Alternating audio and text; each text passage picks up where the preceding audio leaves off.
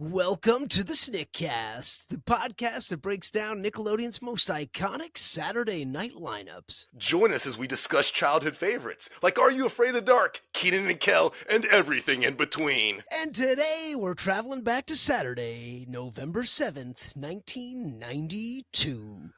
Living life in a 90s dream.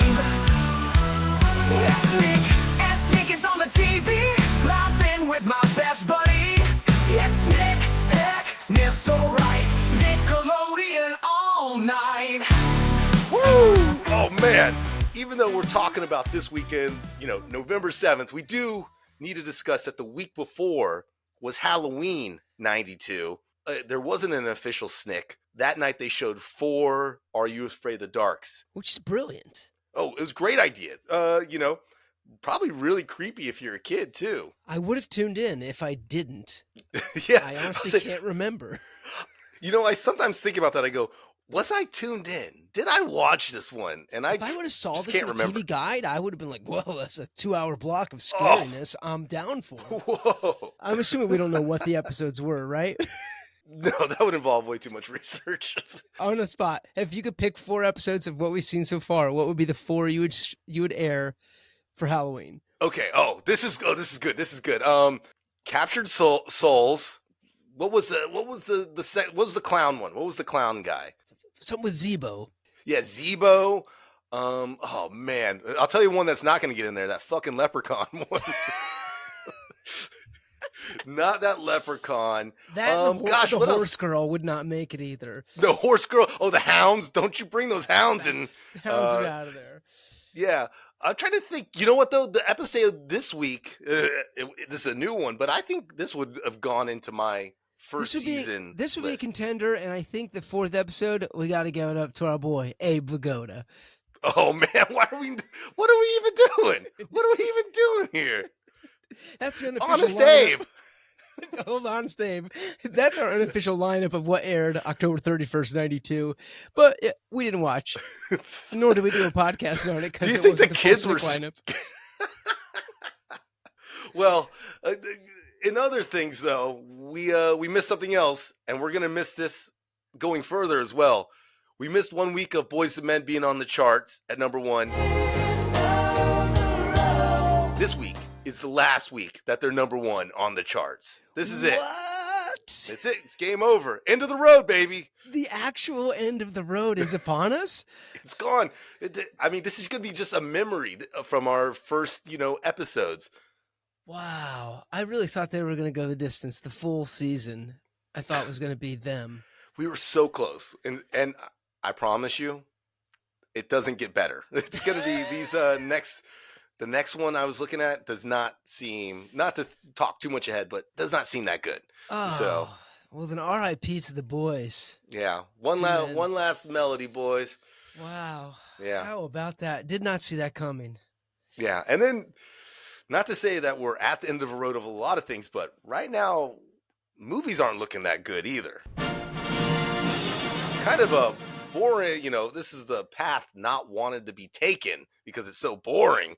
God, what happened at the box office? Top 5 is okay. You might remember this is a big VHS for me. Passenger 57 with Wesley Snipes. Who's in charge? I am. Once again, who's in charge? You are. Excellent. Comes in at number 1 its first weekend, $13 million. Not much to be said about it. So I'm not familiar with this film. The title is more the thing I remember about this. Number 2, Seagal still kicking butt on a boat under siege. Oh my God, we're gonna die. That's a bigger surprise than Boyz II Men falling off to me. No You'd offense, think Steven Mr. would... Seagal, but I didn't see this happening for you. We thought these were going to be the star. We thought Boyz II Men and Steven Seagal were going to be our celebrities of the decades, icons of the industry. Alas. I just saw a picture of Steven Seagal recently. If you just want to laugh, there's an age I think when you have to realize that the hair dye you don't pull it off anymore. That he just loses it. Number 3 is actually a real banger of a movie. A river runs through it. He began each session with the same instruction. Casting is an art that is performed on a 4-count rhythm between 10 o'clock and 2 o'clock. If he had had his way, nobody who did not know how to catch a fish would be allowed to disgrace a fish by catching it. Beautiful Redford movie. Some nice pit. Number 4, the Ducks are back. Haverman! It's hockey. There's no batter. Idiot. Hum, goalie, goalie, hum, goalie, goalie, hum, goalie, goalie. They were number 5, and then they went back to number 4. Shows how weak the box office was. That's what happens when you get Adam Banks healthy. His wrist is healed. They're back to number 4. I love hearing that. I know they're coming back. And then number 5 is a movie that I definitely don't think you've ever heard of because I've barely ever heard of it. It's called Jennifer 8. I had a dream once about God, and it was just about the time I was getting well. And he was a nasty-looking little guy. And he moved into the apartment right on top of me. And I said to him, hey, don't you listen to people's prayers? He said, prayers? Not often. They're junk mail. I don't know that I've ever heard of this movie. Well, the poster looks very cheap, so my guess is that no one's ever wanted to go back and like reclaim it or say, be like, actually, this is a hidden gem. Probably there's a reason it was number 5 in its opening weekend and wow, disappeared. At the end of the road for them as well. It was the end of the road. And you know what I think it's? I think it's the end of the road of this part of the conversation. Let's get to Clarissa.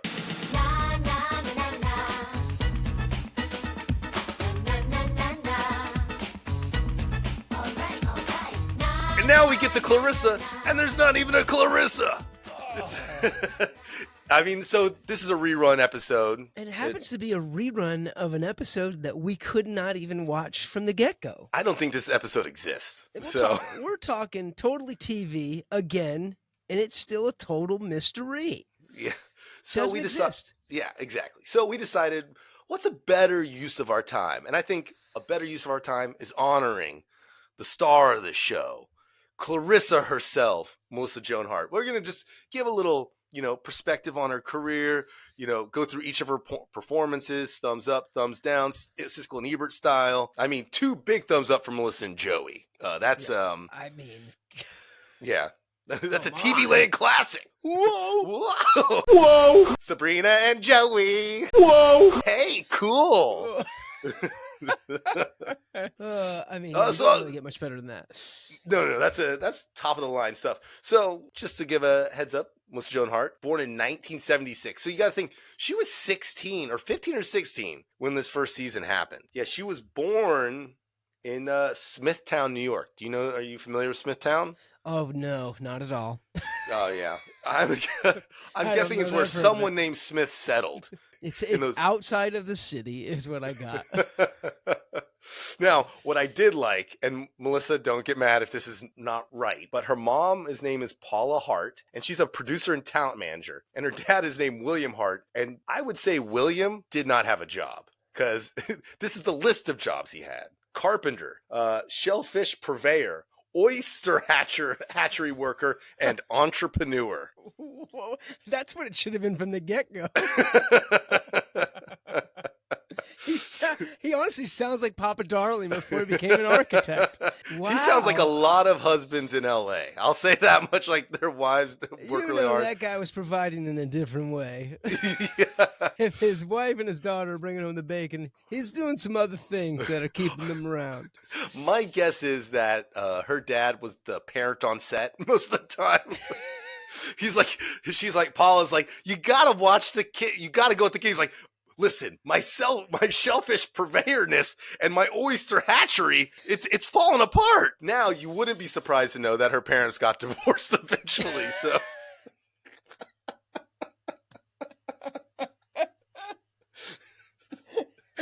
You know what? I actually am a little surprised. Well, and then mom married a television executive named Leslie Gilmans. So my guess is she was like, going from oysters to the boardroom. I think step up. Is this pre the booking of Clarissa Explains It All? It just says early. It says early 90s. It says early 90s. So he's probably the timeline checks out, actually.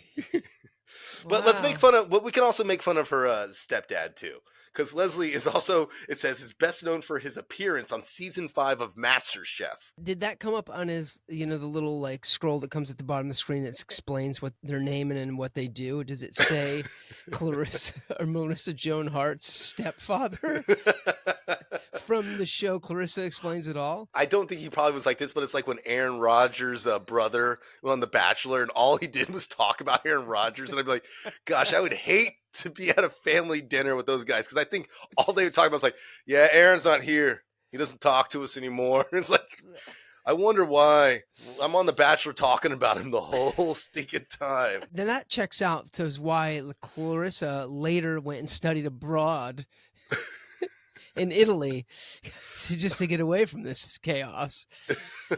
When did she do that? Well, so like apparently after Clarissa, she was able to see that maybe this child actor thing is like a short-lived life and that I won't be able to sustain this. Our gal goes to NYU and, gets her education, and she decides that while she's doing the acting thing, she's going to try to like get a good plan B going on. She studied abroad for summer in Italy. I think somewhere in this point in time is where she ends up booking Sabrina the Teenage Witch. And at a certain point, I feel like you got to put the books down and go, okay, this looks like it's going to work for a minute.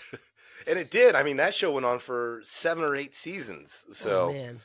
At the end of that show, Melissa met her husband, Mark Wilkerson, who's in a rock band called Course of Nature, previously known as COG or COG. I don't know if it's which one that is, and I'll let everyone else get mad at me, but he's a guitarist and a singer. And speaking of, I'd learned this on her husband. He wrote the song that became It's Not Over by none other than Daughtry. Yes! That's my second favorite bald guy after Danny DeVito. I'm trying to think if there's anything else I want to go dive too deep in with her, because honestly, we can talk about her all the time. I said I wasn't a big watcher of her and Joey, but that show also went for another 5 years, right?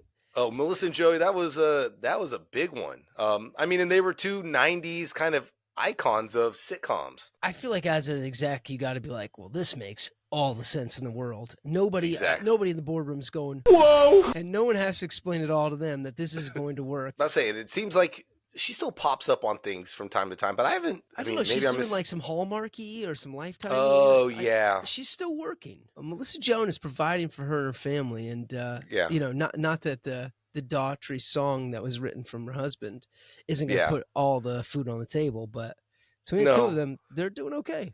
Well, also, he's not oyster shucking. That's what I'll say. And you know what? When they're two artists, I can guarantee there's not that much conflict.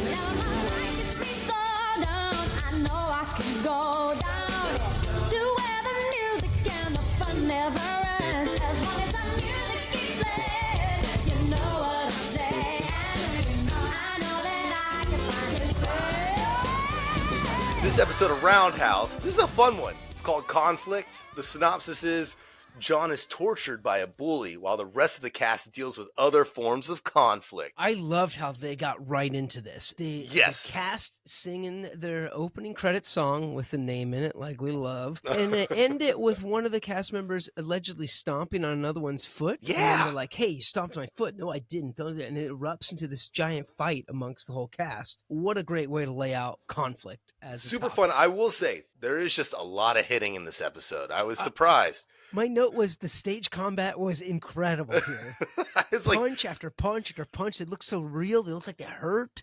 Yep. And I would say probably now they wouldn't let the guys punch the girls as many times as they do. At all. When I was watching it, I kind of like looked over my shoulder by myself, just like, ooh. Yeah, some people would go, that would be definitely a note from a producer these days. It'd be like, maybe the boys just hit the boys, but the girls were awesome in it. Yeah, we're separating the art from the problematic elements, but the stage combat was really incredible. The first thing they did was a Bambo First Blood. It was like Bambi but Rambo.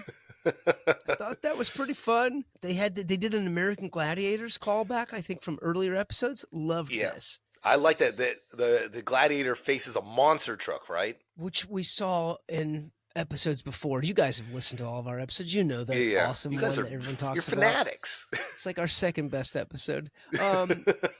I love that this time they had the giant cardboard monster truck. The gladiator dodges it, and then the monster truck backs over him, and they still did the flattened human cardboard So cutout. funny. I really liked the Paul Abdul, Jaws, Psycho, and Rocky thing. So, What was it? yeah, the segment was Paul Abdul plugged into movies you didn't want her in. And it was Rocky. Yeah, Psycho is just like a kind of like a shower thing, and they then have Jaws, obviously the water. It was great, and I was like, yeah, I don't think I would have wanted Paul Abdul in any of these movies. Well, this was the time where she had just been a Lakers girl and stuff like that. So she was like, and she'd now been married to Emilio Estevez. Emilio! I don't know if you know this, but her husband or ex-husband, that dude was in the Mighty Ducks. He's still making duck money. He's number 4 at the box office this week. Yeah, right now. He's in Formation. So you are right. She was kind of everywhere at the moment. But we have a lot of celebrities now that are panelists on shows that people don't realize they were actually considered like legit talented for a while. The next thing that made me laugh was this really quick one-off line, but the mom, essentially we've just established that our boy Sidoni is said bully at school. He's picking on the main like son character in the episode. The mom asks, hey, is that bully still picking on you at school? And he goes, yeah, Mom, what do you think? We changed stories middle of the show? Yes. That made me laugh so hard. They also had the one where she's in the TV and he goes, Mom, why are you in the TV? She's like, because I'm about to do the commercials segment. And I'm like, they're on fire with this. I love just pointing it out. Like, it's so fun. They're having a good time. Do you think we actually noticed it back then, or were we just like so enamored? I mean, at the age we were, maybe didn't catch that. But now, like from a writing standpoint, I think that's really there's something very fun and brilliant about like we're calling it out. I think all that, the more we watch Roundhouse, the more all that has things to prove to me. Oh now. My gosh, yes. Certainly. And I didn't think that prior to doing this, but now I'm like, well, these guys were on top of Well, and I think all these people are like early 20s, like older teens. We're going to get like, eventually when we get to Amanda Bynes, she's like, what, 5? How old is Amanda Bynes in that first one that she does? And so I don't foresee them having these deep cut Paul Abdul jokes. But I really do appreciate how like poignant they are on these things. There's like a bully side airbag deflation device. Oh yeah, where the bully's picking on him at school and he decides to activate this contraption, and then it becomes like a slow-mo recap of what went down. He gets beat up, but his life flashes before his eyes, and he goes through like his entire life in slow motion. And he ends up, his friends are like, wake up, and he's like, no, this is the best part. And Crystal Lewis comes to his aid, and at this point I was like, okay, they're gonna do a song early, and they didn't. Hit it. You're like, no. When do they do the sugar cereal? That one had me really going, because I think about this all the time in my life. The sugar frosted cocoa honey sweetened caramel fudge cereal commercial. Because that one, even at a young age, I always thought about it. I was like, we're eating a lot of sugar in the morning. Oh, and they nail this. They introduced the sugar frosted cocoa honey sweetened caramel fudge cereal commercial. And essentially the kids, the dad, they keep just topping on more sugary things on top of the cereal that's already so sugary. And they get cracked out. Like even the edit was so fun where they'd cut really fast between like close-ups of people's faces and everybody dancing, running around, and then close up again. Were you a cereal kid in the mornings? Were you a Pop-Tart kid? What were you? Oh, I was a cereal guy. I had, even into adulthood, I had to put a pause on cereal because it would be the like go-to, make a meal, let me have cereal, or I'm hungry for a snack, let me have cereal. My parents would buy us like mildly healthy cereals, like Kix. We occasionally got Kix berries. Yeah, a little less sugar. Less sugar. I come to find out many years later that my parents were doing that for us, but they would buy like Captain Crunch and Fruity Pebbles and do all these really awesome cereals and hide them from us and eat them when we went to bed. It's hilarious, but I was furious when I found out. That's so fun. I mean, my dad, that's so funny you say that. My dad, I think still to this day, eats a bowl of cereal at night before he goes to bed. It's almost like his dessert. He has like Frosted Flakes or something. It used to be how I finished the night, but yeah. Yeah. Now I do it, and this is going to sound like such a city new but now I do granola with oat milk. I'll do that before bed sometimes. That's a healthier option. It's still a lot of sugar. I mean, that granola ain't that healthy, It's you know. true. Oats and honey. What is it? Yeah, the oats and honey. It's no sugar frosted cocoa honey sweetened caramel fudge cereal. You just remind me, right? I used to do Rice Krispie. I used to do the Rice Krispie, and then I would just go to our sugar bucket because you have that at a house, and I would just pour it had to be close to a pound of sugar on top of it. Just to get the flavor out of it. Yeah, but I was like, Mom, it's not good unless I put a pound of sugar on it.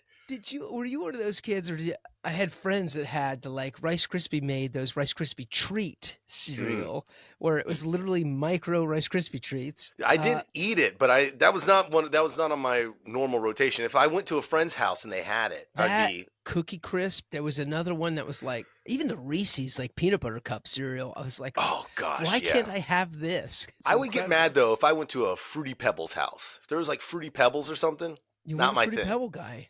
It wasn't a Fruity Pebble guy. I think I was because it wasn't offered at my house. Keep that fruit out of my cereal. I need a healthy cereal. What about Fruit Loops? Fuck, you changed my whole point. Yeah, I loved Fruit Loops. I was a big Fruit Loop guy. what about Apple Jacks? Oh man, you're knocking me out now. I had all these. I was like, yeah, I didn't eat any fruit ones. You just listed off two keys to me. Yeah, I was obsessed with cereal. That's good though. I'm glad to know it. I mean, I feel like that was kind of the thing I would show off to friends. And in the morning we can have all this. Yes. I always thought I'd bring a lady home. Do you get down with Toucan Sam, or are you more of a Sugar Smacks guy? Oh, I'm sorry. You fuck with the captain. Yeah. Sorry, that's a major cereal flex for you, right? Yeah, there. that was what I'll say. One day we'll have to go down a cereal rabbit hole. There has to be one that we just are not thinking of that was so big. Trix was a huge one that I was like, oh yeah, Trix. See, I was gonna say the difference. This is like with the deep dish pizza.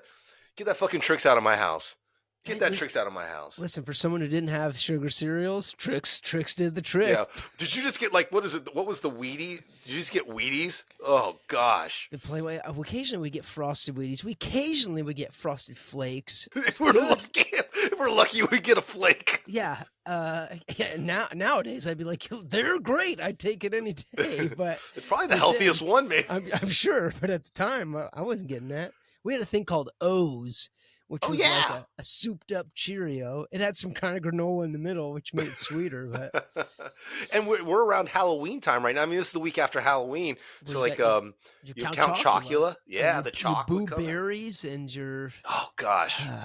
Yeah, no, let's go out for cereal sometime. Yeah, soon. we should meet at it. We should start a cereal bar. We could go up and select your flavors. But yeah, sugar frosted cocoa honey sweetened caramel fudge cereal really hit home. I think. What else happened in this episode besides eating cereal? Anything else matter? But we get cracked out at this point, and I maybe that's where the conflict comes, is that we all get just wild out. They had a Name That Song game show, and it was a headbanger edition where the son, which they actually said his name, they referred to him as Johnny Any Kid. But so Johnny Any Kid and Bully get selected to compete against each other, and you get to name whatever the song is when they play it, and you win. The son kind of gets the answer right, but kind of defers to but I also would do such and such. Right. He defers to give over his win to the bully. The bully ends up revealing this deep psychological reasoning of how he is and why he acts the way he is. And then he's like, nah, I really just serve because I'm a dirtbag. They have a mominator, or I guess mom finally like the Terminator. Yeah. And she says, I have something you've never had before. And the bully's like, what? She goes, PMS. That got a huge laugh. I wonder if the moms in the audience are like, one for us. Yeah, one for us. Mom. Crystal Lewis comes to his aid again as he loses this battle. And again, I think here we go. We're going to get a nice big ballad about be true to who you are. You don't need to fight. Turn the other cheek. And it doesn't happen. She just happens to be this nice girl. I love that you're waiting for this all the time. You're just waiting. Anytime you see Crystal Lewis, especially towards the end of an episode, you're like, okay, here we go. You're like, get the pipes. She's got the pipes. Here we go. She's going to bring it home. She didn't. And then the mom recaps. She says, listen, doesn't this just prove that conflict doesn't have to lead to violence? If we all just take a moment to take care of one another, and then our boy Don Pardono is like, hey, you're not going to say what I think you're going to say. And she's like, well, what'd you think I was going to say? And he says, the last line of the show. And she says, as a matter of fact, I am. She starts to, but then Don Pardono says, oh no, I never get to say that line. And Crystal Lewis says, I never get to say that line. And they start arguing again. Yep. And then other cast members start peeling on. And then she finally like, let's not end the fight episode with a conflict itself. And then they all turn and go, reprise the theme song, roll the credits. Keep watching. There's more Snick coming up next. This episode of Snickcast is sponsored by Chili's, like no place else. Anytime, any day, Chili's Grill and Bar. There are buffalo wings to get things moving, burgers and fries to tantalize. Oh, baby, look at those baby back ribs and maybe a brewski just for you ski. The chicken fajitas are poultry in motion, and there's a grilled tuna sandwich if you've got the notion. You close in on a commitment, but you know you'll always get your just desserts, because this is Chili's. Oh, no place else is Chili's. And now, back to the Snickcast.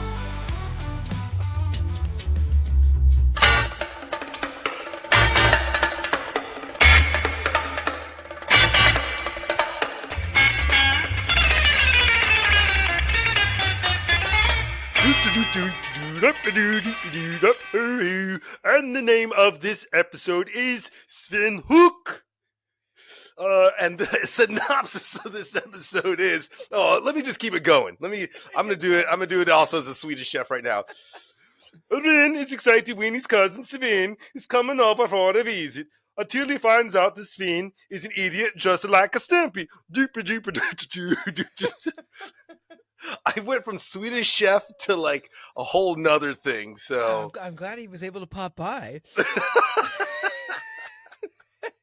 But no, what is you don't know what the last name is either, right? I keep going Hoek with like a upward inflection. Hoek? But I did not hear this last name said at all. Not in this episode. I think just from other previous times. Why is that Ren's last name? I think Hoek is his last name. Hoek? Listen, I know we're chime off in that Snickcast. Let us know. Well, let's see. I'm gonna type in Ren right now. Let me see if anything comes up. We're doing this live. And that's his last name. Hoek. We learn something new every day. And I learned something new. Usually it's an equation or things science. That you could learn new. This is a major one. This is what you want adult males to be learning. When they talk about nostalgia. This is a hard episode to find and watch. These are facts. And I don't think I would have watched it if you hadn't sent me the link to the Daily Motion version of this. So which also thanks to Daily Motion. Yeah, thanks Daily Motion, but it is a mirrored version of it, so everything's backwards. Fully reflective. It's almost like Stimpy's looking in a foreign mirror. It almost seemed appropriate, for us to watch the whole thing in a mirrored element. I loved how this one started. We get another edition of LOG. It's long, it's big, it's heavy, it's wood. It's long, it's better than that, it's good. It's the action log with realistic facial moss. Yes, so awesome. Let's see. So we have you get to collect all the action outfits. There's the Log of Arabia. Arabia and 00 Log were my favorites. Those are so good. There's Officer Log, Athletic Log, Cheerleader Log, Sergeant Log of the Yukon, Lion Tamer playset, which wasn't log at all, I think. That's not even log-ish. And then Singing Log, and it sings Log from Mars. Hits Like Dad with the Armchair Quarterback playset, where it's just a log on a sofa. And then the Civil War First Aid Station, which they saw off part of the log. Well, this episode came not too long after Dances with Wolves came out, and Dances with Wolves has the beginning where they're about to saw off his leg. Oh, so I wonder. Genius. Yeah, I wonder if that's where it came from, but I don't know. making But things. overall on this episode, I thought this was neat in that the Svën episode is the first time we get one cartoon in its entirety, not two broken up pieces. Yeah. Minus the log commercial. Yeah, I kept on wondering. I was like, well, so is it just going to be one short episode? Or no, but it's actually like a regular size. So, and I got to tell you, I am a sucker, and maybe this is the messed up humor that this era has taught me, but I love when you mix a live human being in a cartoon world. I know SpongeBob has like the painting, but they open this episode with a full-grown man playing an accordion in Lederhosen. wow. Well, you're going to find this one. The creator of the show Not a hated cartoon. that. I was just saying, let me come back not a cartoon, a live action, full-grown man, Lederhosen accordion. You're telling me the creator hated this? The creator absolutely hated this. And this is the first episode that aired after him and his crew got fired during production. Wow. So he hates this episode, and also this episode is banned from Paramount Plus because of its disturbing content. It's one of the most iconic. I think it's in the top 5 most iconic things that I remember about the show. But it's crazy though. It's crazy that you have to go on dailymotion.com. I only go there normally to watch pornography. Yeah, so, not in mirrored fashion either. Yeah, it's much better quality. Dude, this was a classic. Out of the gate, you get Ren and Stimpy. They're both seated. They're both bored. Ren can't wait for his cousin Svën to come. Yep. They're looking because he thinks he'll have intellectual conversations. He builds up Svën to be this smarty pants. He looks at old photos of them as pups, and they're very realistic, like fresh out of the womb pictures. It's real fresh. Yeah, it's gross. And he's looking at them fondly. Stimpy's watch goes off, and it's like, oh yeah, it's time for my appointment. And he skips over to the side wall and he puts a quarter into a slot. And our beautiful horse, I think it's the same horse, but it's a beautiful horse butt and calf. That ass, man. Man, that ass. It's muscular. Muscular. Good God, yeah. But he puts the quarter in and a wall comes up. The horse's ass is there with legs and it just full on kicks him in the face across the room. No other explanation. No, that's the appointment. That's the appointment.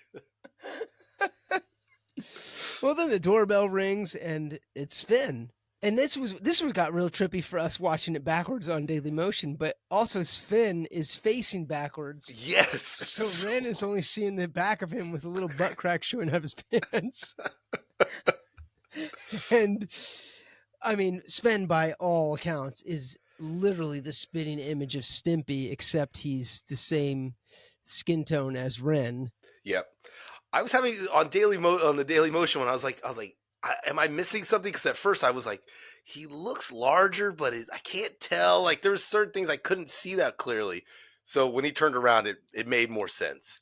I mean, he's the spitting image of Stimpy, except now he's brethren of Ren. And maybe actually dumber than Stimpy. You can't tell. It might just be the accent. yeah, the Swedish accent.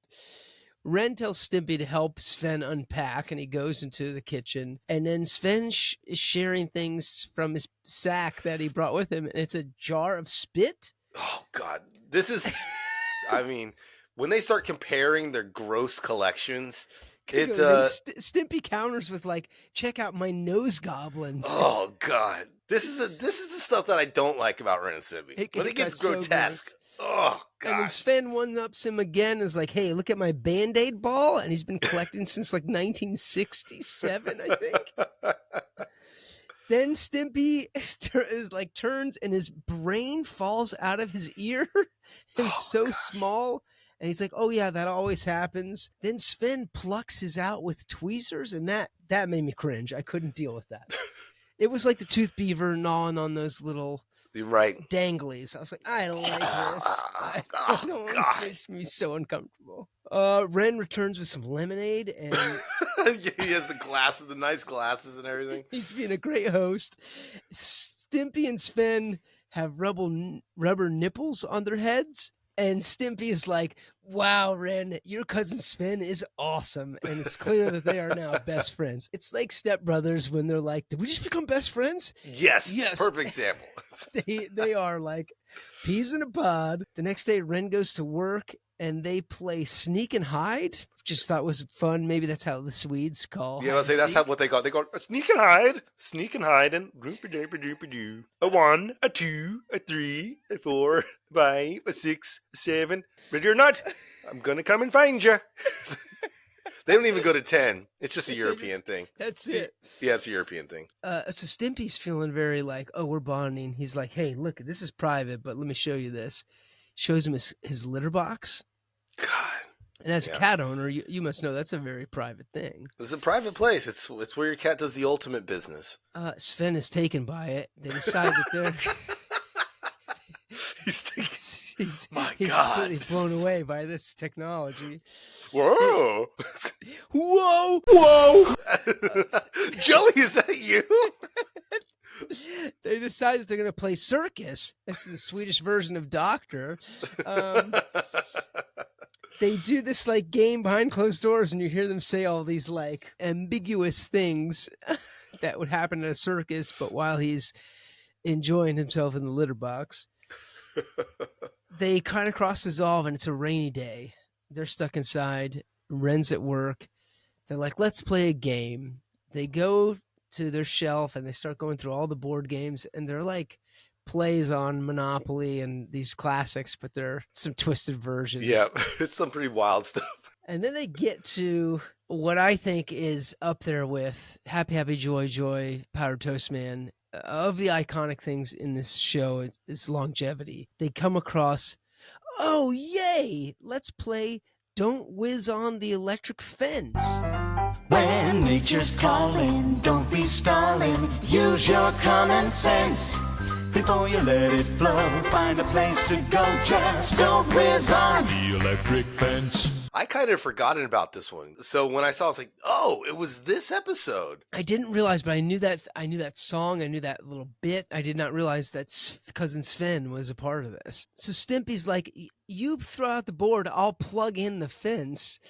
So they have to like physically plug in the game. So now Ren eventually comes home. He's had a very hard day at work. He walks in and there's cat turds everywhere.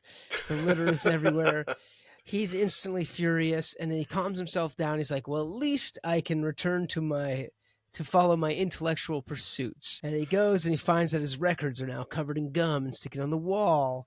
His collection of incurable diseases are spilled everywhere. Even he has gross collections. He has rare dinosaur droppings that are painted like Easter eggs, and that really sets him off. He fully loses it. He goes to Snippy, and he says, I'm going to rip off your lips, I'm going to gouge out your eyes, and I'm going to tear out your arms out of their sockets. But first, I have to take a whiz. Well, lucky for him. Here we go. I don't know about you, but the animation of this really killed me. He unzips his fur where a zipper would be. And then they obviously cut away for the peeing. We go outside, and there's this classic Looney Tunes style. You hear the pee, and then huge explosion. Yeah. And then Satan himself appears and is like, oh, you peed on the electric fence, didn't you? That's more or less the Svën hook. Yeah, that's all the old Svën hook. But they cap it off with a Muddy Mud Skipper show callback. It's muddy, Mud Skipper, it's muddy. Mud Skipper, it's muddy. A little gritty kitty litter sponsor shout out, where they have like a more or less about the surprises that come inside the gritty kitty litter. Well, and you can get the face mask. You can do the cutout face mask. The cutout face mask, you have this shaven yak caddy, there's a bologna sandwich, there's like a live crab. Boy, oh boy. Yeah, it was wild. And then they end up on stage together talking about what are they going to do until next time. And Ren has to talk Stimpy down because it's going to be okay. It won't be that long. It's a fun episode. It was a really fun episode. Hey, but you know what? The last time I was on stage was when I was inducted as prom queen.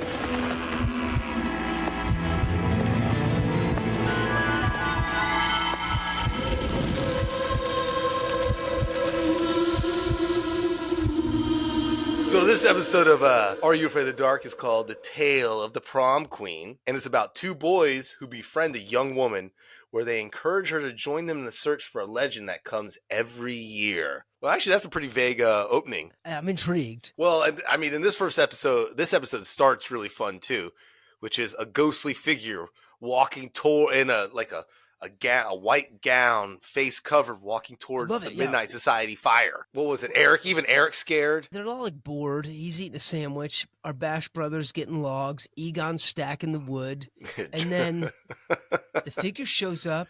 They're talking about, oh, she's late. She's always late. She keeps doing this. Of course, we're talking about the clueless star herself. About to say, knock off Alicia, our girl. She did it. But I dare say, I like that she added some flair to her story. I do like this. Yeah, the commitment is there. She's in character. Yeah, exactly. The whole time. So then she starts telling her story. It starts at a cemetery, and there's a girl appears dropping flowers at a grave. And then what happens? She just kind of starts wandering around the graveyard. There's like laughter in the distance. Yes, I was trying to figure out, but it was more scarier than what. It almost seems like it's in her head. Like we can't tell if it's real laughter or if it's in her head. But it's very faint. And also they do a really good job of shooting just a cemetery when you're by yourself. The wind blow. It is even during the day, kind of spooky. Oh, cemeteries always kind of creep me out. It's never not. Yeah. There's a lot of dead people underneath the ground right there. So she's wandering the graveyard, like you said, and then two dudes pop up behind a grave and scare the shit out of her. Two of the coolest dudes on planet Earth jump out and scare the shit out of her. What nice guys. So I like how this is always the thing is like in these shows, like how quickly people become friends with other people. Instantly, we our guy Champ and our guy Greg, they're like, ha ha ha, it's just a goof. Yeah, we got the goof guy who thinks he's cool, and then the cool guy who's kind of like softer spoken and just kind of falls along with his buddy. But you're right. They instantly became friends. Well, because they were like, hey, you hang out at a cemetery. We hang out at a cemetery. We're here because, what was it? They're looking for the grave of a girl who died right outside the cemetery on when Halloween, a car hit her. Which happened to also be prom night. Which is the dumbest thing I've ever heard. Problematic to me because proms are usually what, May? Yeah, usually it's May after the big game. We're not only a month into the school year. We're having prom already. Yeah, but anyways, this girl apparently was waiting for her guy. He never came, and a car turned the corner too fast and killed her right outside the cemetery. She can't tell if this is real. What's our girl's name? Dee Dee. Dee Dee can't tell if this is real or made up. They're not even sure if this is a real thing or not. They just said this lure around town. Right. Well, they're instantly friends. Instant friends. We'll scare the shit out of you and then come along. But then, whatever reason, she's now on this journey with them. So she says, okay, yeah, I'll come along. They're like, all right, let's go look for this grave. They can't find the grave just out of the gate. They can't find it. And then what do they go to the... Well, like they the ice cream stand? At the ice cream, the ice cream truck pop-up restaurant. But at first, the ice cream truck, it looked like they were making like cocktails. Like it looked like there was like you're at Margaritaville, and I was like food truck sensation. Yeah, but I mean, they were drinking. It looked like a good milkshake and a nice sundae. Some kind of root beer float is my guess. But our girl D, she didn't want any. They offered it to her. Oh, you know what? I didn't catch that. Nice. Well, I thought that was unusual, and I kept that up here in the old noggin the rest of the episode. I just thought she was watching her figure. Wow. Yeah. I'm not going to comment on figures of a girl I'm not sure of her age. So well, anywho, they decided that, okay, before I get canceled, they decided, let's go check the obituaries. Maybe we can find out more info there. Yeah. In the library, old school library, they have to get these old scanomatronic images. Now, dude, did you ever do the scanomatronic thing? There was a couple times early days where I did have to do this. Now, did you do it for anything important, or were you just like, I just need to... Some kind of research paper from grade school. But you definitely had to use a projector, and you had to physically throwing the book over top. Yeah. Scan it up. It was a process. Now we just 2 seconds click it on Google. Well, and sometimes there's the ones, because I did the ones with the roll of how they had it on a roll of film thing, that you just kind of, and you zoom through it to your dates, and then you're like, yeah. So I was like, wow, I haven't seen that in years. I doubt, now everything's probably digitally in somewhere. Maybe some detectives somewhere are going deep into that, but nobody uses that technology anymore. But I like that they start hearing someone in the library, like watching them, and they get creeped out. And then finally, it's just an old librarian, and she's doing something that she brings them tea, which I want to know a single library in this world where librarians give you tea. They must have been the only people that came in there in months, because who's got the time to make that? But also, who's doing this? Exactly. God, lady, Jesus. But they find out good information there. They find out that her boyfriend, the guy with the Ricky. Yeah, Ricky. They found out that Ricky, when he found out that his girlfriend who was waiting for him to go to the prom died, he became so distraught. He drove his car off a bridge into the lake, and they never found the car or his body. So they got two mysteries to be solved here. They got 2 juicy mysteries. This is the mystery. What was the mystery gang? What was Scooby-Doo and those guys called? I think they rode in the Mystery Machine. They rode in the Mystery Machine. Which I guess maybe was off the bridge that he crashed in. Yeah. Well, they decide the best thing to do is have a seance, but they want to do it. Champ does a horrible Ricky Ricardo impersonation, and they plan to help get the ghost going. I thought this was also weird. So as they're coming up with their plan to all right, well, I guess we'll go out and do the seance. They're back towards where the ice cream truck was in the park. Champ dips after his horrible impression, and Greg's there trying to flirt a little bit. Yeah. And then behind them is a random orchestra with no sound going, but a full orchestra is playing a symphony. No explanation, and they move on. I picture the director's like, I just want this park to be filled with life.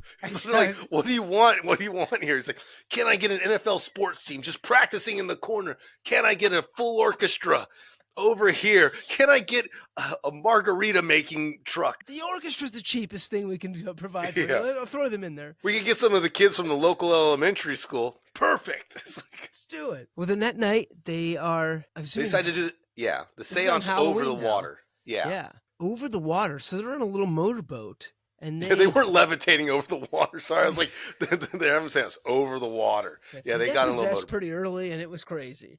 They take a little motorboat out underneath the bridge itself. They hold hands and start doing a seance, which was escalated very quickly. A lot of bubbles, like a lot of and Dee Dee seems to be a natural at talking to the spirits. Yeah, she's very comfortable, and that's what we also gonna say is Dee Dee always keeps her calm through this whole episode. Well, yeah, which retrospect, I didn't really catch that early on, but Champ and Greg are like, okay, yeah, you're good at this. Yeah, they start realizing this is some real stuff. And again, Greg's like, are you really into this? Is this real, or are you just following along? And she's like, no, let's just do it. She's hard to read. Well, yeah, you get this bubbling sound effect. You start to see some bubbles rise. Nothing major yet. Freaks Greg out a little bit. Then the bubbles start coming a little intensely. And closer to the boat, too. Yeah. So they're like, let's get the fuck out of here. They paddle that little motorboat over to the shore. They jump off. The bubbles manifest and then go away. I thought we were going to see a ghost car pull out of the water. I think it was going to surface out of the water. That's what I was thinking. But no, nothing happened. Whatever. Yeah. The next night, which I guess this maybe is actually prom night, Halloween. Because they were scouting that day. They were scouting that day for their spot. The scouting report came up that stuff is fishy, but we didn't get conclusive answers. So we'll go back to the graveyard and go to the actual grave site. Well, they find Judy's grave, the one they've been searching for. Greg's really nervous. They wait until midnight, and then they start to hear a jingle in the distance. And then you see this white figure. Almost like in a monk outfit. Like very all white monk outfit. Which, the monks do run rampant at midnight on cemeteries, but we don't especially mess with them. in the Toronto area. So then Greg, who's the most scared, decides, you know what? I gotta know. I gotta figure this out. I'm not buying this. And he ends up following the ghost monk Jingler towards this grave, and he grabs the shoulder of the monk. Monk turns around. Guess what we got on our hands here? We got a little prank going on, don't we? Ooh, we got another goof. A big old goof. Woo! Champ's cousin has been hired on to come in disguise and play a prank on him. Well, Greg is pissed, and Champ's like, oh, come on, let me do another Ricky Ricardo impersonation for you. Well, then, I mean, maybe one of the best parts of this episode comes after this. Okay, the goof's had, blah, blah, blah. We're not buying it. We get a major fog blanket. Oh, dude, the fog in this episode. Our boy must have been feeling it. I forgot to talk about the fog on the lake, too. We had some good lake fog. Lake fog was nice, but this was a blanket and a half. He's like, I'm going to at least do 15 hours of overtime a day. You want that much fog? It's like, it's been a minute since you guys have called me in. I'm going to make up for it.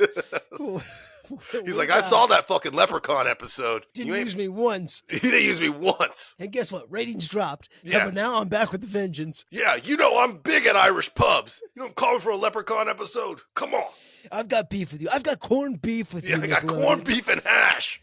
Oh, man. But the fog. Is ginormous. Yes. You could almost surf this. It's like ocean level of fog. Well, then, through this titanic wave of fog, a car pulls up. And I got to know, a 57 Chevy. I think even Ricky was like, whoa. Yeah. 57 Chevy. Oh, no. Greg. I'm about to say, Ricky's the dead boyfriend. Greg puts it together, and it's, well, we figured out it's got to be Ricky, right? It's got to be the real Ricky, which is why he's been doing his Ricky Ricardo impersonation. Yeah. And then Ricky pulls up, and then also Dee Dee, I can't remember what exactly happens. She starts going towards the car. And the guy's like, what are you doing? Yeah, what the hell are you doing? She starts singing. And she pushes her hair back. And There's then a little twirl. And then, and it becomes the prom queen. Full-on prom dress. She's our girl. She's been our girl the whole time. So this is the hardest part that I had to figure out. Because I was like, when she didn't drink that milkshake earlier, I knew there was something tricky. But I was also like, but it can't be that bad. They weren't at the graveyard. But apparently, she just needed people. And apparently, the old woman was only making tea for the two boys. Yeah. In the library. Which is even weirder. Exactly. She's like, we find out that librarian has been teeing boys with poison and taking them down to the basement of the library for years. I never really thought about this. She was like, my next prey. Wow, there's so many dead boys' bodies in that library basement. And she's like, you don't want to go near that river. It's because she has so many bodies down there. Oh, you boys are looking for the obituaries too, huh? Have some of my Russian tea. Yeah, have some tea. Goes check out. And also checks out why the orchestra was playing to nobody. Yeah. My gosh, it's all coming together. I didn't catch any of this the first time through. No, but she said she essentially had... Wait a second. This librarian, how long do you think she's been working there? How many bodies are we talking? She killing boys weekly? Or is this like a special treat for her? She's like, it's only, every few years. Special little treat. Looking for the prom mystery.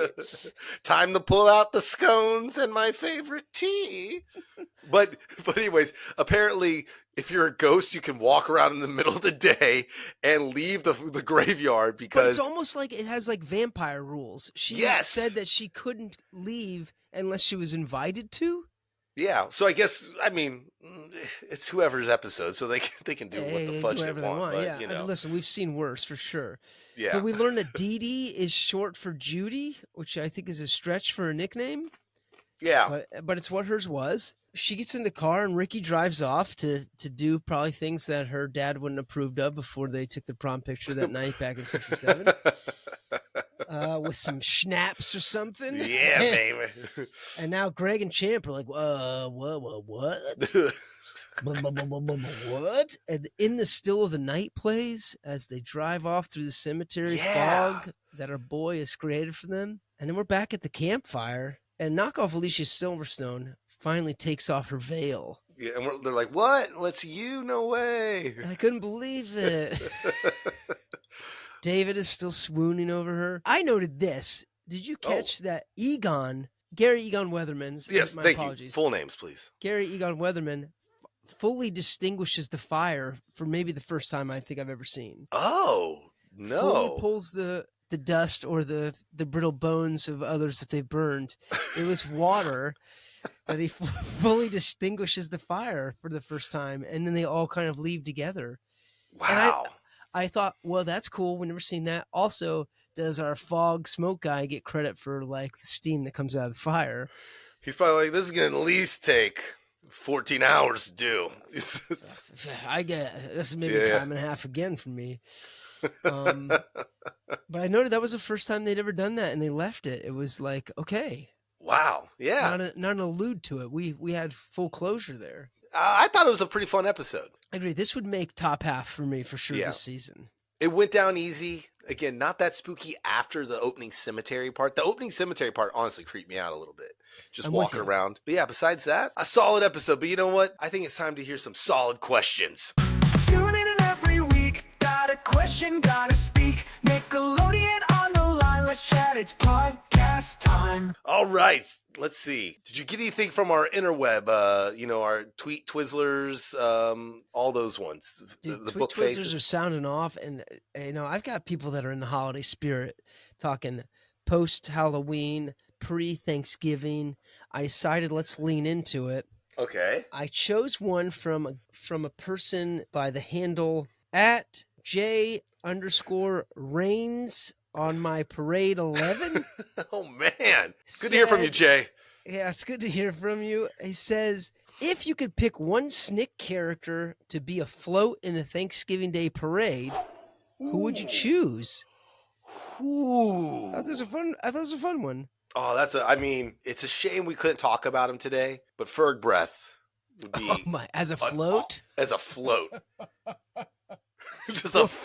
What would he be wearing as a float? I don't know. I just picture it'd be like the front, and then like his mouth would just be open, and then we get our fog guy just to pull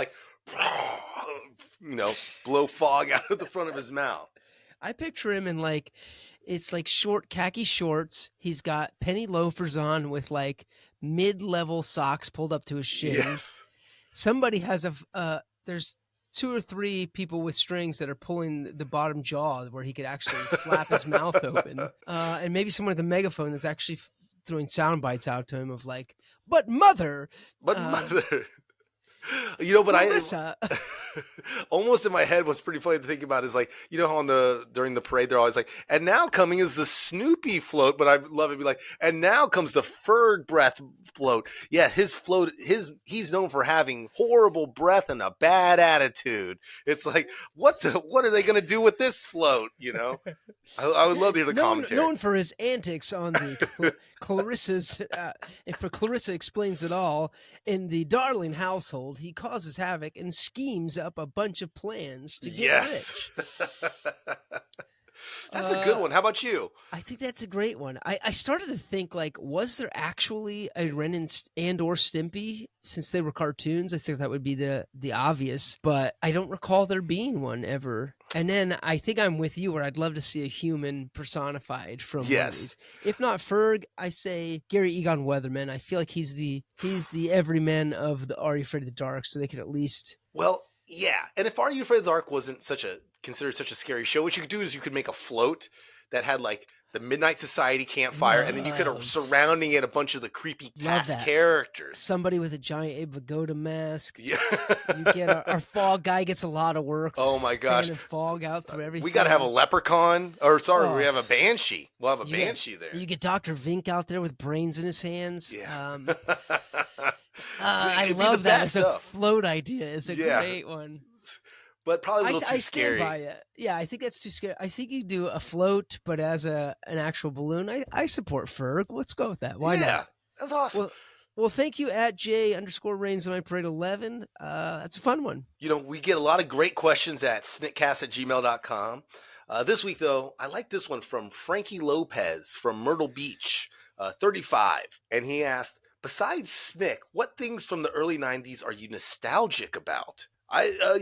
We were talking earlier. I knew the question was coming, obviously. And I was thinking video stores. I miss going looking through the video store. Now I think people scroll on, Netflix or something. And it's probably It's will still be the not same. the same though. You had to physically go to a video store. Yeah. I'm thinking most of us are thinking about Blockbuster, but we had like some home mom and poppy video store shops that were cool. Well, like You had to movie physically gallery. Go there. Yeah, You spent like 30 minutes. Gosh, it was awesome. Just perusing. It was awesome. You didn't know at like the snap of your finger what was available to you. You had to go see. The rumor was in a week you're going to see. Oh gosh. Monkey Bone's going to be on VHS next week. And there's probably going to be like 3 copies because that movie did not do well. So, but something is going to like, oh, that's going to go fast. We have to show up like after school quickly. Yeah.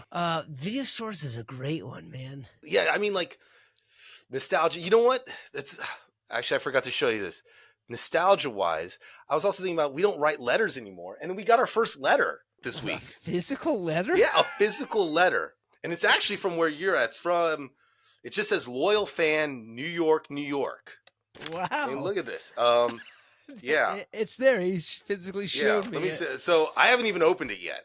I'm just going to open it and see what it's. Wow. But I love this. But this is a very nostalgia sort of thing for me too, What are the timing of that? It's I know. incredible. Let's see. All right. So let's open this. Wow. Oh, God. Oh, no. Oh, good Lord. It just says, I'm coming, and it says, signed by R. Oh, no. Oh, jeez. And I'm worried about you. This is from New York. This was postmarked New York, New York. They probably just didn't know my address, but wait a second. Wait, there's something else. My gosh. Anthony. This is getting real. Someone cut some of your hair off. Oh my God. And put it in the. Oh my. It did feel weird back there. Oh my. Wait a second. Rebecca was talking about you're like a wild stallion. Was it her or was it that Hispanic gentleman? Or are they teamed up together? But I'm worried that your hair, somehow she got her hands on some of your hair. Oh my gosh. She knows my address. She has your hair. I'm pretty worried. We got 1 episode left for this season. I don't know what's going to happen. I got the jeebies. What do I do about this? I mean, I think just extra locks on the door, maybe a security camera. If you notice fog or a fog machine, don't go anywhere near it. I think these are the things that you just have to avoid. I mean, your hair, man. Yeah, that's truly messed up. Gosh. Guys, listen, I feel like we've ended a lot of these episodes on just some strange notes. I don't know. Next week's our last episode for the season. So I mean, we plan on there being season 2 and beyond, but yeah, well, that'd be very nice. But Rebecca, if you're listening to this, just take a chill pill. Take a chill pill. Let's chillax. All right. Well, hey everybody. Till next time, stay safe, stay secure, and stay away from fog machines. Oh.